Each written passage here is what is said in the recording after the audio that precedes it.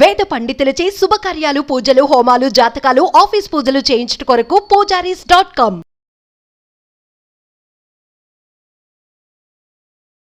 నమస్తే, welcome to Suman TV. నేను మీ యామ్ని. ప్రస్తుతం మనతో ఉన్నారు ప్రముఖ ఆధ్యాత్మికవేత్త, ప్రముఖ జ్యోతిష్య వాస్తు పండితులు డాక్టర్ గుండపూడి శివసుధీర్ శర్మ గారు ఉన్నారు. గురుగారితో మాట్లాడి మనకున్న సందేహాల గురించి అడిగి తెలుసుకుందాం. నమస్కారం గురుగారు. శ్రీమాత్రే నమః. శ్రీ గురుభ్యో నమః. గురుగారు, మనకి నెలలో శని త్రయోదశి రెండు రోజులు రాబోతుందండి. అసలు ఎందుకు వస్తుంది? ఆ రోజు ఏం చేస్తే మంచిది? నియమాలు అంటే ఏంటండి? ఇప్పుడు పౌర్ణమి ముందు వచ్చేటువంటి త్రయోదశి శనివారం కలిసి వస్తే శని త్రయోదశి ఆగస్టు 17వ తారీఖు వస్తుంది.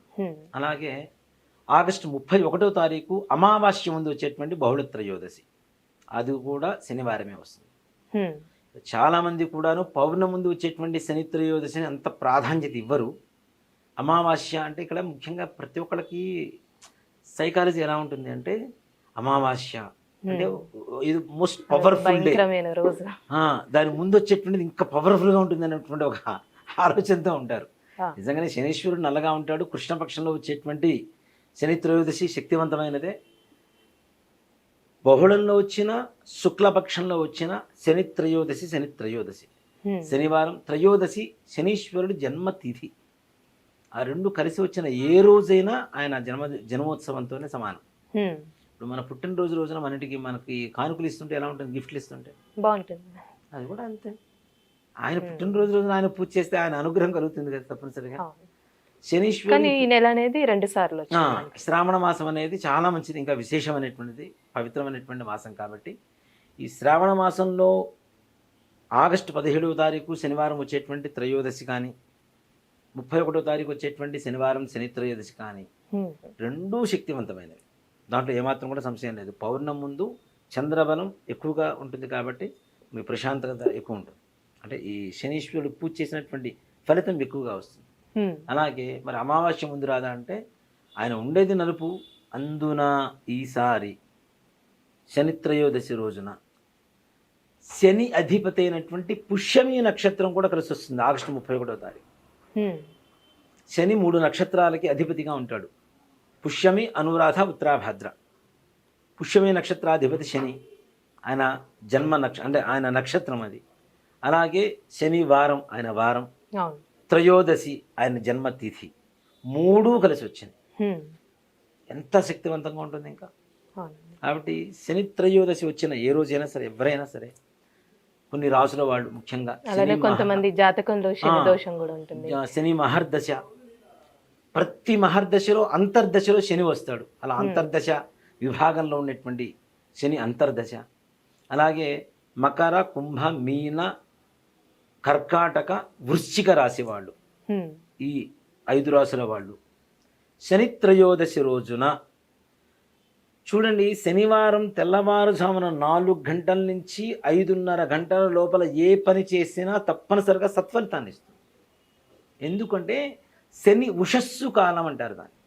శని ఉద్భవించేటువంటి సమయం, ఆ సమయం శని ఉషస్సు కాలంలో ఇల్లు మారుతుంటారు కదా, చాలామంది షిఫ్ట్ అవుతుంటారు కదా, రెంటెడ్ హౌసెస్. అది శనివారం షిఫ్ట్ అయితే ఆ టైంలో వాళ్ళ నక్షత్రం ప్రకారం బాగుండి తెల్లవారుజామున కనుక ఇల్లు పాలు పొంగించడం జరిగితే, వాళ్ళ ఇంట్లో ఎట్లా పాలు పొంగుతుంటుందో ధన లక్ష్మి కూడా అంతే పొంగుతుంది. అంటే ఆ త్రయోదశి రోజు, త్రయోదశిని కాదు, శనివారం రోజు. కాబట్టి శనివారం చాలా శక్తివంతమైనటువంటి వారం. అందులో తెల్లవారుజామున 4 గంటల నుంచి 7 గంటల వరకు కూడాను ఈ శని త్రయోదశి సమయాల్లో చాలా విశిష్టమైనటువంటి సమయం. ఎందుకంటే తెల్లవారుజామున 5:30 గంటల వరకు శని ఉషస్సు సమయం, 5:30 దగ్గర నుంచి బ్రాహ్మీ ముహూర్తం, 6 గంటల నుంచి శని ఏదైతే ఉంటుందో మనకి, అంటే శనివారం రోజున ఉదయం 6 గంటల నుంచి 7 గంటల వరకు శని హోరా సమయం అంటారు. శుక్రవారం శుక్రహోరతో, గురువారం గురుహోరతో, బుధవారం బుధహోరతో అట్లా ప్రారంభమవుతుంది. శనివారం కాబట్టి శని హోరతో ఉదయం 6 గంటల నుంచి 7 గంటల వరకు శని హోరా కాలం ఉంటుంది. ఆ సమయంలో కానీ శనీశ్వరుడికి పూజ చేసుకుంటే, తైలాభిషేకం చేసుకుంటే అత్యంత శక్తివంతంగా ఉంటుంది. మనకు ఉండేటువంటి శని బాధలన్నీ కూడా తొలగిపోతాయి. ఏమైనా ప్రత్యేకమైన దానం అంటూ ఇవ్వచ్చండి శని త్రయోదశి? తైలాభిషేకం అంటే 100 కేజీల నూనె తీసుకొచ్చి పోయమని కాదు.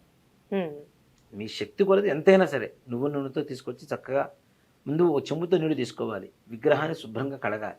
ఇప్పుడు మనం ఏం చేస్తాం, ఫస్ట్ 2 చెంబులు నీళ్లు పోసుకుంటాం, తర్వాత సబ్బురుద్దుకుంటాం, తర్వాత మరలా స్నానం మళ్ళీ నీళ్లు పోసుకుంటాం. అవునా? అవును. శనీశ్వరుడు కూడా అంతే. ముందుగా నూనె తైలమే పోయడమే ఆయనకి జరుగుతుంది. పెట్టేటువంటి సోపు. అవును. ఓ మాట చెప్పాలంటే ముందు నీళ్లు శుద్ధోదకం పోసి చక్కగా తైలం వేసి మరలా శుద్ధోదకం పోసి నల్లటి వస్త్రాన్ని చక్కగా అట్లా స్వామివారికి వస్త్ర సమర్పణ చేసుకొని అప్పుడు దీపారాధన పెట్టుకొని ధూపం, దీపం, నైవేద్యం. నైవేద్యం కూడా ఎలా ఉండాలి, దీపం ఎలా ఉండాలి అంటే దీపం కూడా ఇనుప ప్రమిదలు అమ్ముతుంటారు మనకి బయట షాప్స్లో. ఇనుప ప్రమిద తెచ్చుకోండి. తెలుపు, నలుపు, ఎరుపు కాటన్ ఈ థ్రెడ్స్ దారాలు అమ్ముతారు కదా, దారం తెచ్చుకొని దాన్ని పోగులుగా పోసి దాన్ని ఒత్తిగా తయారు చేసుకోండి. అంటే పత్తితో ఉంటుంది కదండి, అది పత్తి కాకుండా ఇలా చేయండి. ఈ విధంగా ఈ చేయాలి. విధంగా చేసి దాంట్లో నువ్వుల నూనె పోసి దీపారాధన వెలిగించి నైవేద్యం కూడా బెల్లం, నల్ల నువ్వులు మెత్తగా ఇంట్లో దంచుకొని తీసుకొని వస్తే చిన్న చిన్న రోల్స్ 19 రోల్స్ అవి తీసుకొని వస్తే చక్కగా స్వామివారి ముందు నివేదన పెట్టండి. నైవేద్యం పెట్టండి. నవగ్రహాలకు ప్రదక్షిణం చేసుకోండి. నవగ్రహాలు ప్రదక్షిణం చేసిన తర్వాత కాళ్ళు కడుక్కున్నారా, చేసిన పూజ పుణ్యం మొత్తం ఆ కడుక్కోవడంతోనే పోదు. అంటే కడగడ్డ అంటారండి? కడగకూడదు.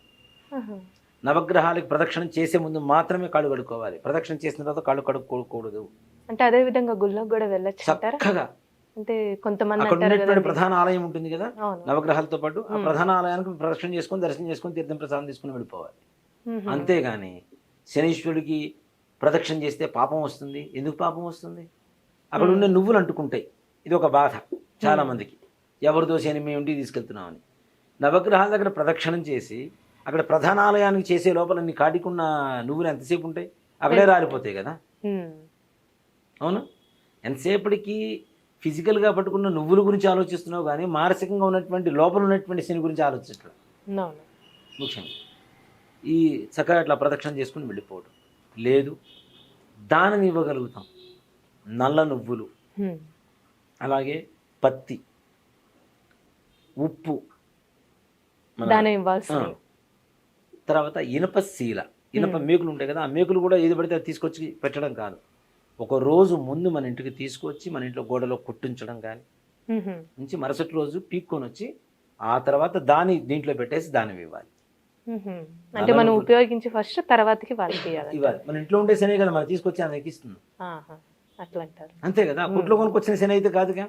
కొట్లో కొనుక్కొచ్చి మన ఇంటికి వచ్చిన తర్వాత మన ఇంట్లో ఉండేటువంటి చెడు అంతా కూడా దానికి వెళ్ళిపోతుంది. దాన్ని మనం దానం చేస్తున్నాం.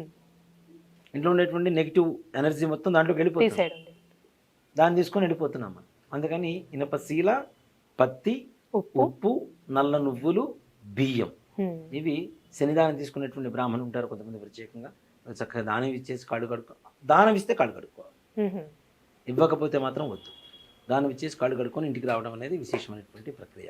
ఈ విధంగా చేస్తే శని బాధలు తొలగిపోతాయి. అర్ధాష్టమ శని, అష్టమ శని, ఏళ్ళనాటి శని, శని మహర్దశ, శని అంతర్దశ, ఇలాంటి బాధలు ఏ ఉన్నా తొలగి శనికి సంబంధించిన అన్ని ఒక పరిహారం లాగా చక్కగా శని త్రయోదశి రోజున ఆగస్టు 17వ తారీఖు 31వ తారీఖు ఆలయానికి వెళ్ళండి. శనీశ్వరుని దర్శించండి, పూజ చేయండి. ఇంకా అవకాశం ఉంటే ఏదైనా దేవాలయంలో బ్రాహ్మరు శని దోషం నివృత్తి కలగడం కోసం శని జపం చేస్తారు.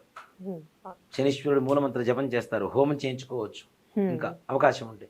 ఇవి చేయడం ద్వారా మంచి విశేషమైనటువంటి ఫలితం. చాలా చక్కగా తెలిసే గురుగారు, ధన్యవాదాలు. శ్రీమాత్రే నమః. శ్రీ గురుభ్యో నమః.